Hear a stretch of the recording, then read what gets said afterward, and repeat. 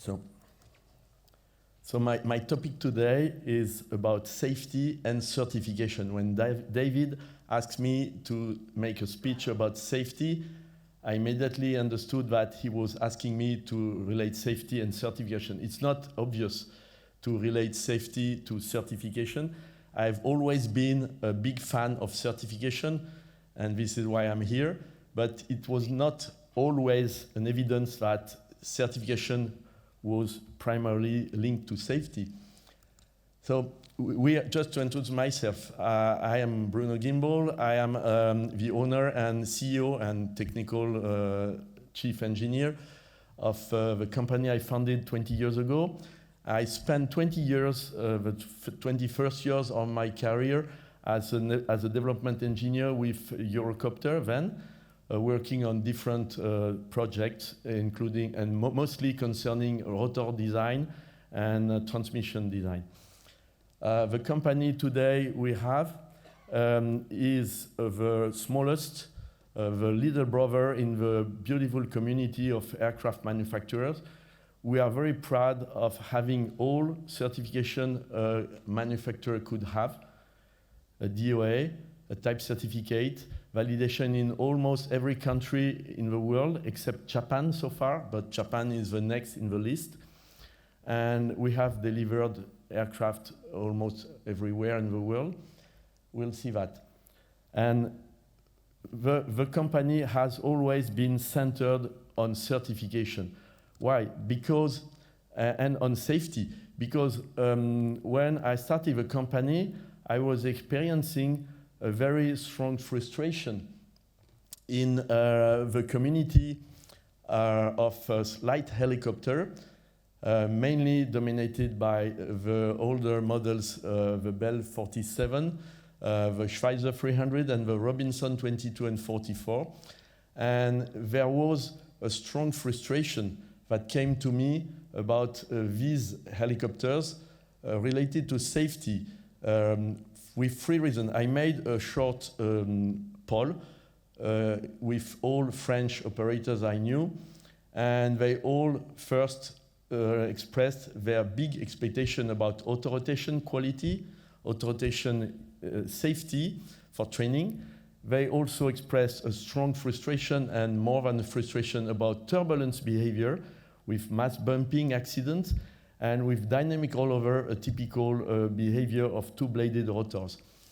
And there was also a large market expectation that I found immediately for new technology because all operators were flying new generation in the 90s, were flying new generation helicopters with elastomerics, with composite blades, and they all expressed a big expectation for a small helicopter using these proven and safe technologies.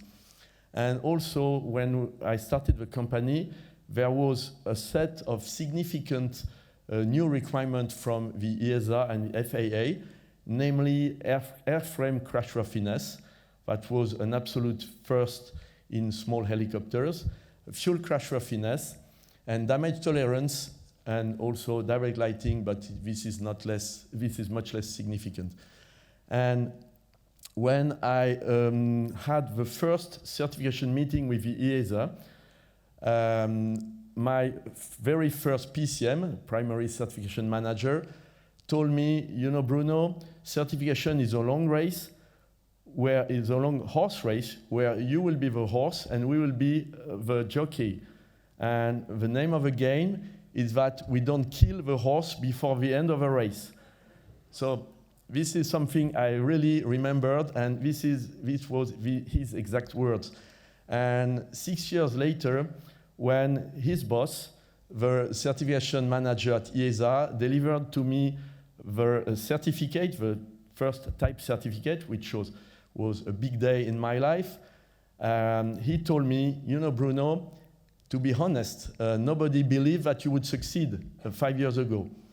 So it put me in a very special relationship with the EASA, the jockey and the horse, and the very little confidence at the beginning. Still, I'm very keen to say, I've always been very keen to say that I had the best relationship possible with ESA. We had the best fight possible, and with very high respect in terms of competence, in terms of technical expertise, and a much less respect in terms of how well we are suited together, to each other. So, to start with the very first question, how could we improve safety for auto-rotation? So I draw this small study of all auto-rotational characteristics of existing helicopters, and the very common criteria used for auto-rotation is now the US Army criteria called T/K. Basically, T/K is in seconds the time the helicopter could stay hovering at low altitude after you shut down the engine. So it's not that much. Usually people say it's 5 seconds, 10 seconds. No, it's 1 second at very minimum. And to make it very, very comfortable, you have to reach 3-4 seconds. So I took the minimum US Army requirement, which was the Schweizer 300 figure, 1.1 second, and they made it the very minimum requirement.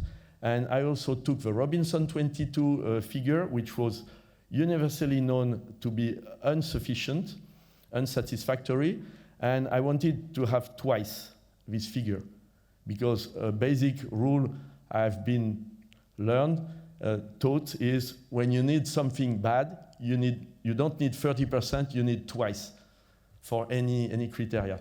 So we designed the Cabri from the very beginning to have twice the inertia characteristics of the existing low quality helicopter. And today people say, this is just good, don't remove any percent. And the case of a small helicopter is also pretty bad, because we always fly at maximum gross weight. So compared to a big helicopter, the equivalent characteristics in auto-rotation should be better than for a bigger helicopter. So then we continued the design of a helicopter with crashworthy in mind, because I was a specialist of rotors for a long time, many years, and crashworthy was completely new.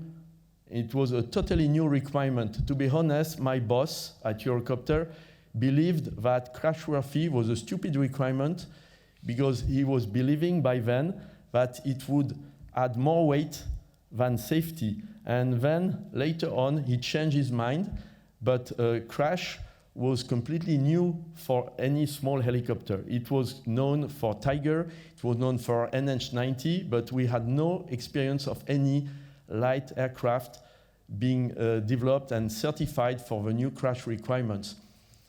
And I must say that this testing that you can see in a British laboratory, because all French laboratories were too expensive for us, and this full sled test crash test is probably the best day of all my 10 years developing the Cabri, because it was successful not at once, but at the second test. And this was very unexpected, because nobody had any experience about crash on a small helicopter. It was a very challenging fight with the ESA, for they accept the equivalent safety, because all crash regulations were made for a seat which was installed on the floor, and we have no floor in the Cabri, and we have no dedicated seat. The seat is part of the wall, so we had to call the cabin bulkhead the floor, and it was a long discussion with ESA, but it was very positive and very efficient discussion. The fuel crashworthiness was very important as well, because there was a long history of post-crash fire, and we were successful, but it was not that much a challenge. And I must say that today I'm very proud that our crash seat has saved one life for sure. From examination of a crashed helicopter, we are sure that it could not be survived without the crash seat we have developed. And we had no post-crash fire so far, but it's early to say if it is a good result already. Damage tolerance is a little bit more complex, so I will not extend much about damage tolerance, but we try to integrate as much damage tolerance as we could in the helicopter. It was a challenge in 1986 when I started on the Super Puma. Then damage tolerance was said the mandatory step on every new helicopter in 1986, and very little success have been recorded since then. So we included a few damage tolerance in the Cabri, say mainly blades, rotor head, elastomerics, and flight controls. And every step in damage tolerance is a big bite in the future long-term accident statistics, because damage tolerance is long-term maintenance, usage. So it's early to say how we are with damage tolerance, but it's something with big improvement potential today. It's a little bit frustrating, but I have no significant success in mind in engine installation damage tolerance. And engine installation accounts for many accidents or incidents in a small helicopter. So today, if I draw the bottom line of 11 years of operation, started with one helicopter, the first year, 2 helicopters, the second year, so 11 years is an average 6 years of full operation. We have delivered 290 helicopters in 36 countries, 400,000 flight hours. I'm very proud to say the fleet leader with its original blades, its original structure, its original gearbox is still flying with 8,200 flight hours. And I'm even more proud to say that we have 2 helicopters which flew 1,200 hours a year each. And this is huge for a small helicopter. It means that they flew for 2 years with no unexpected event, maintenance at night, fly all the day, and they made a lot of money, and also they trained a lot of new pilots that will trust the helicopter because they had 100% availability. And we have recorded 300 modifications in our DOA system, and 300 of them and service bulletin associated. And today I sign about 3 mods or service bulletin a week, but 90% are not concerning safety. Most of them are concerning new equipment, new installation, fire extinguisher, new paint scheme, and all the small mods that we have to record. A lot of them about systems. We have only I would say, 44 mods related to safety, small change, corrosion, a crack, something like that. And only 3 mods were directly concerning an upgrade of a fleet. To me, it starts to be significant when we have to pay for the upgrade for helicopters under warranty with a 3-year warranty. So it has a financial impact. And I want also to explain what is the usage of our helicopter.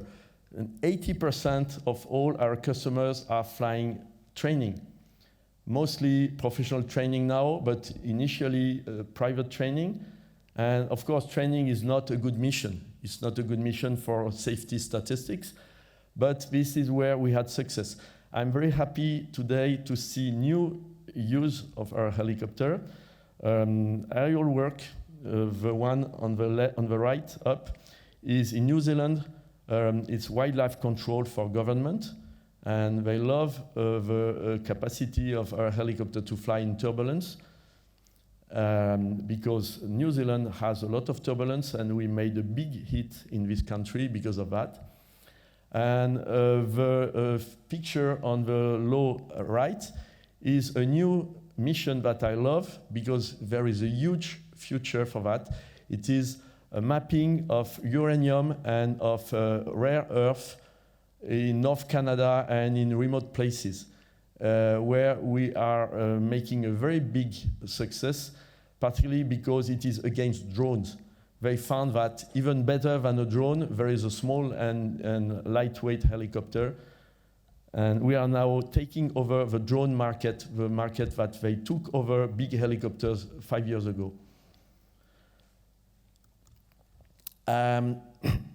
11 years of operation as seen from the safety point of view. We had 70 incident and accident reports.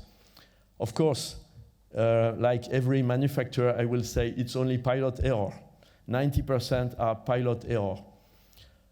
Half of them are due to typical training maneuvers, and we have two very distinct effects there. The first effect is learning curve. All our first customers were experienced Robinson or Schweitzer instructors, all of them. So initially, when we introduced such a different helicopter, we had some stupid accidents because they were using Robinson techniques for, say, low RPM recovery or for avoiding low G situations. And these reflects these long-term pieces of experience were totally inadequate for a helicopter. So we had a first row of accident due to learning curve. We have another more vicious row of accident, another more vicious contributing factor for accidents. It is called by ecologists the rebound effect. Rebound effect is something very well known for ecology now.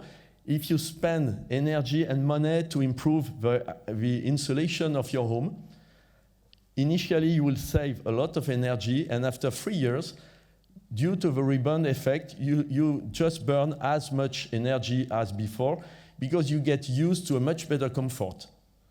So this is a very common phenomenon for heating, for energy saving, and we have the same for safety because we had such a frustration with auto-rotation before we introduced our helicopter. Our customers used to fly auto-rotation 20 per flight hour. So it made such a high level of increasing in dangerous maneuvers that we had some accidents due to too much auto-rotation, too much training to low Gs, etc. Fortunately enough, these accidents were not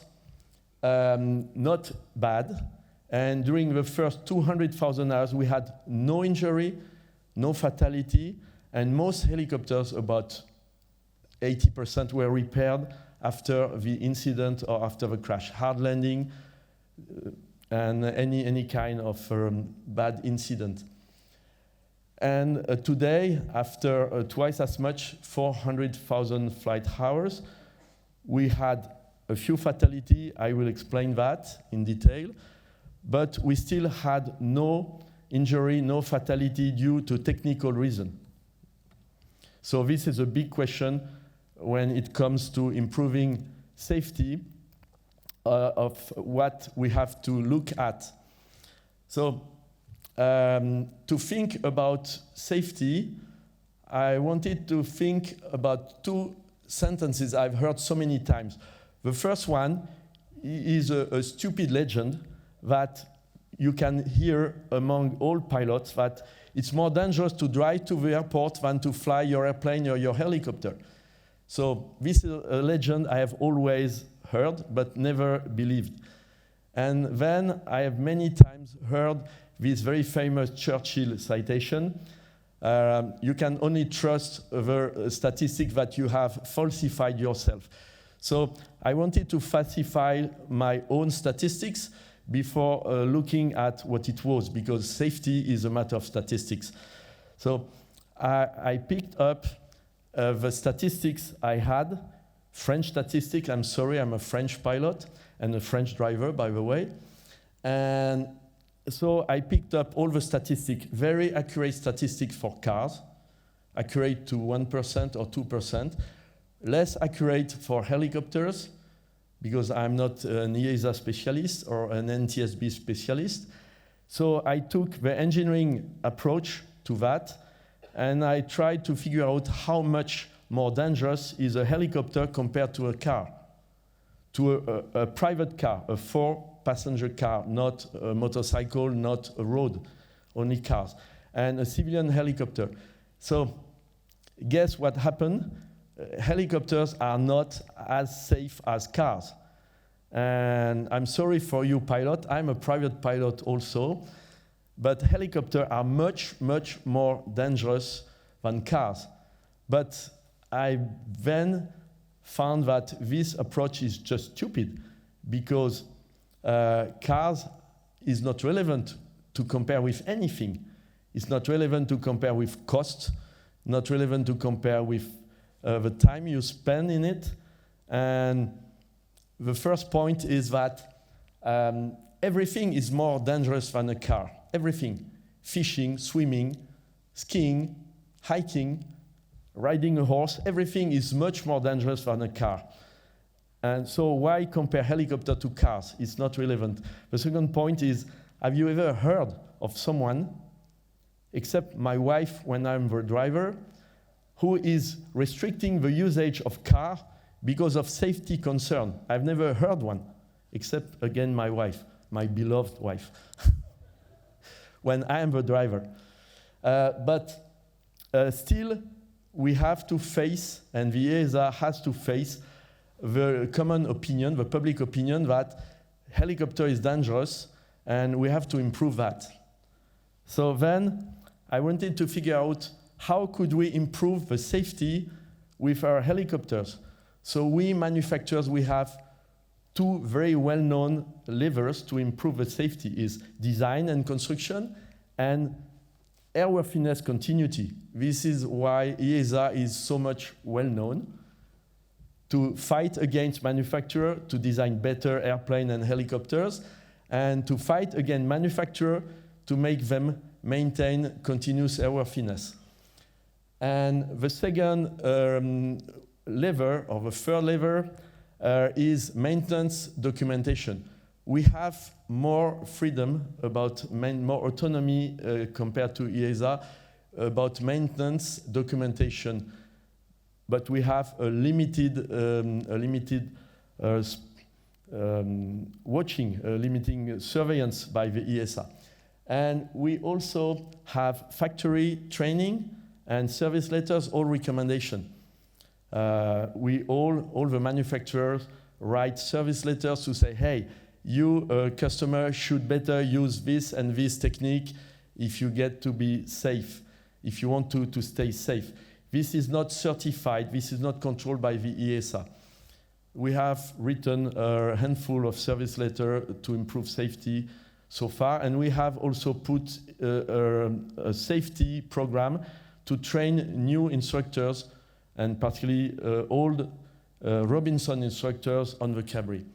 And we have another lever which is not negligible. It's image and communication. I have been called a year ago by the SMS manager of a big helicopter manufacturer. He told me, Bruno, you have to remove this picture from your website because this is incitation to violence and it's not good for safety. So I did not want to proceed, but this is true that image is a lever we have to improve safety and communication. And we finally have a lever is promotion of special equipment. Robinson has issued a very famous service letter saying, you pilot should wear cotton or Kevlar undercloth to have better accident behavior in case of fire. So it was ridiculous. It was lawyer stuff, not technical stuff. But this is a lever. So then I wanted to check the 3 fatal accidents we had in 10 years. All of them are quite recent. The first one, was a mid-air collision when a Cessna 152 flying straight, not descending and straight, not straight and level, they hit from above the top of a Cabri flying straight and level at 1,000 feet. So 4 people killed. It was a very dramatic accident because it was near London in a semi-controlled airspace with good instructors on both aircraft. And it made a big scandal because this is something which should never happen. We could do nothing about design and construction. No parachute would save this helicopter. No parachute would save the airplane at 1,000 feet after such an accident. And the parachute would be atop the helicopter, and the top was destroyed by the airplane. And we could do nothing about maintenance. The airplane was new, not new, but perfectly maintained, and the helicopter was new. We could do nothing about training. We are not training pilots. They are professional instructors.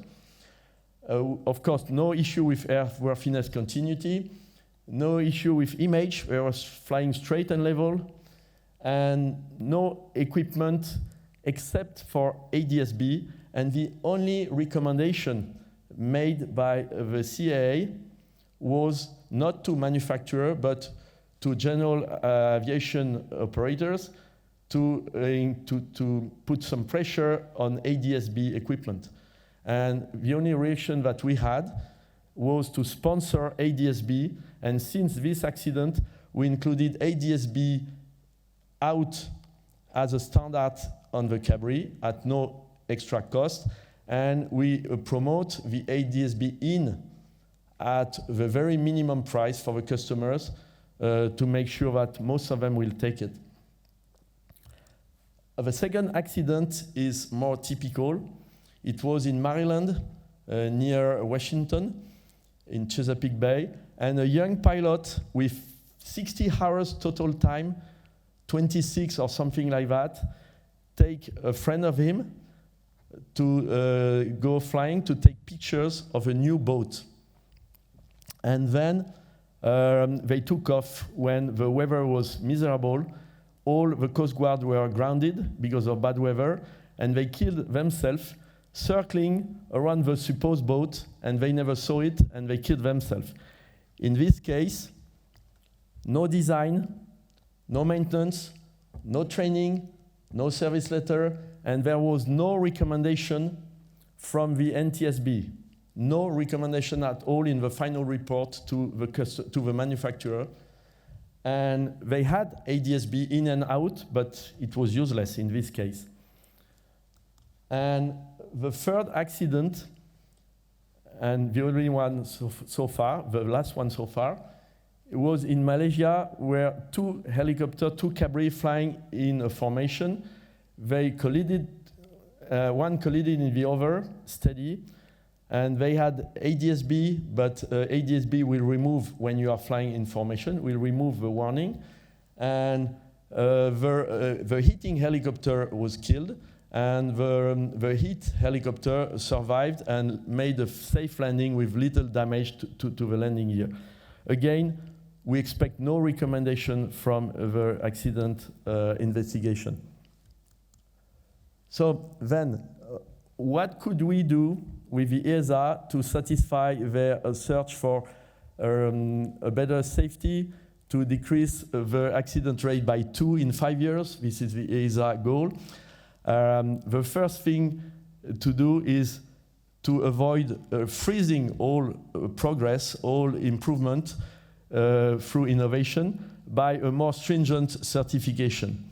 So this is certainly my first message to the EASA, is if you want to improve the safety by increasing requirement, by making certification heavier and more difficult to us, it will not do the job because we will not continue innovation. The second thing we can do is maintain the high expertise that we have, that they have in the EASA. We have always been facing expert engineers in the EASA, and this is important because that expertise will do better for safety than bureaucracy, and this is something under threat. And I hope that the ESA will work more on their expertise than on their bureaucracy for that. And then increase common sense and flexibility, because there is no single case. All helicopters are slightly different. All manufacturers are different. So we had a few developments recently. This is the best example. We developed a glass cockpit for the Cabri. It is now certified, very successful. We sell almost nothing else. And it was a nightmare to get this certification. It was a very, very common Garmin system, Garmin 500 system, with a very common SAM backup system. And we fought for a year against specialists to prove that the software certification was compatible with other software certification in terms of airspeed display, etc., etc.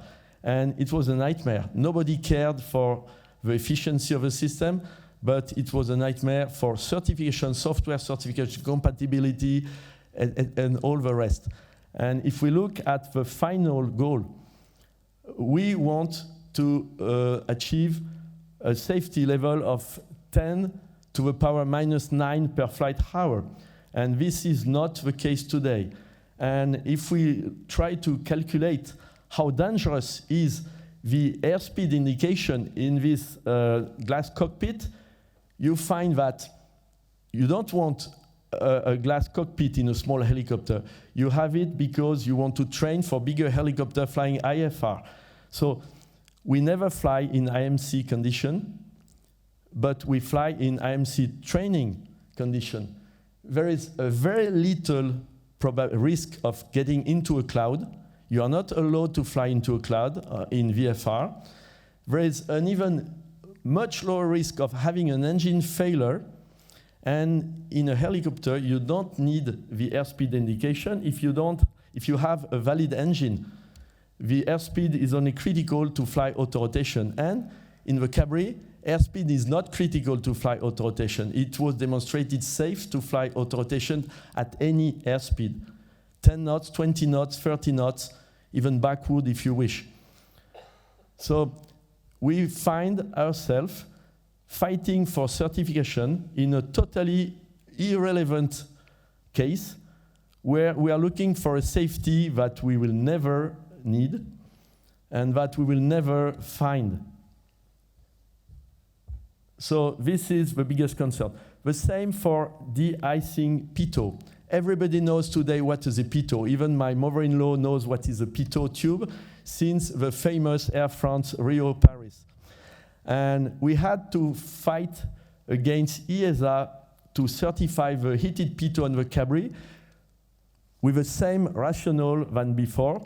And we had to pay very expensive icing wind tunnel testing of our heating Pitot, which ended in collecting 1 kilo of ice on the Pitot in 30 minutes, when after 1 minute in this condition, the helicopter is crashed on the ground, because you cannot collect more than 1 millimeter of ice and fly. So we had to collect 100 millimeters of ice on the Pitot to get the certification for this Pitot. So this is bureaucracy against expertise. So because it's time for Christmas letters, I wanted to write my Christmas letter for people here. And so my Christmas letter today is for the future. The future for us is certification of a new helicopter. This is a confidential image. This is not yet a tomorrow project, but it is a tomorrow certification freezing. And this is something that everybody wants, a new helicopter. Everybody wants innovative new helicopters. But certification is a major threat, and my Christmas letter is mostly for this certification.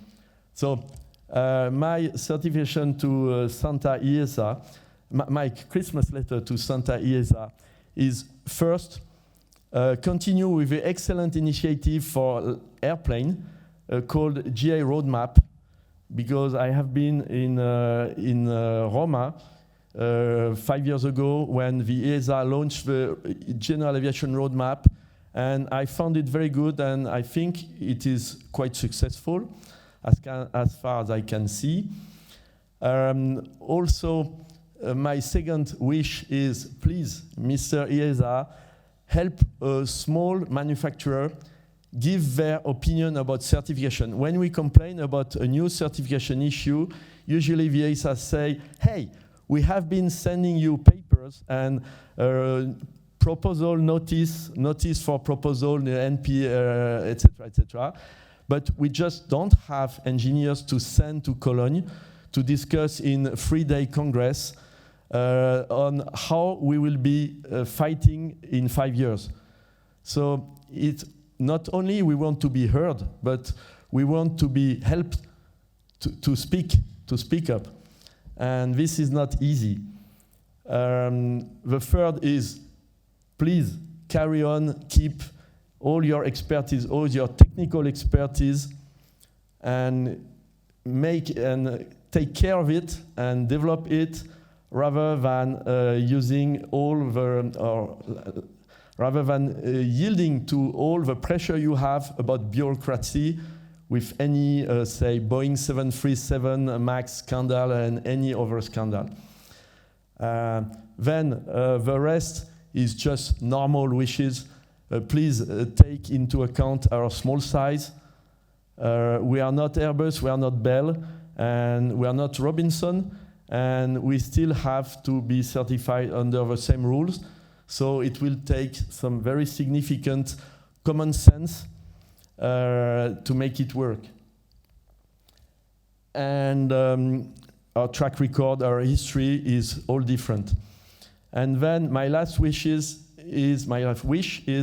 how could you help us defend against changing situation with China, with FAA, with foreign countries. But I know that this is not easy because the ESA is not in a perfect, easy situation regarding FAA and regarding Chinese certification people. Okay, so my final conclusion is that if we can do half of that, then the horse race will be a final success and not just killing the horse. Thank you.